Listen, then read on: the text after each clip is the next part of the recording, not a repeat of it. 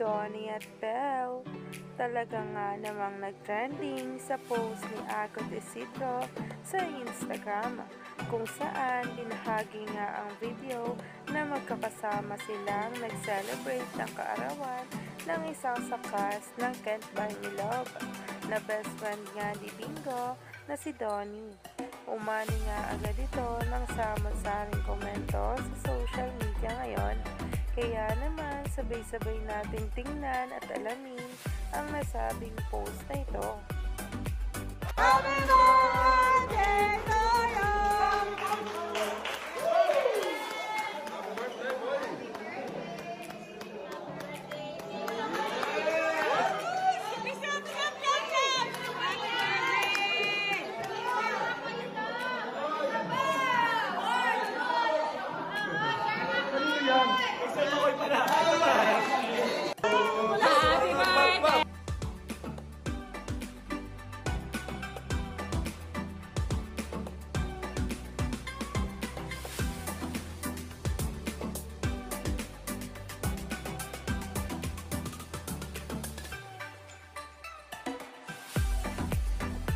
Yung tipong si Belle at Donita ang may hawak ng dalawang cake para nga kay EJ Jennings, kung saan ay umani nga agad ito ng samot-saring komento sa social media.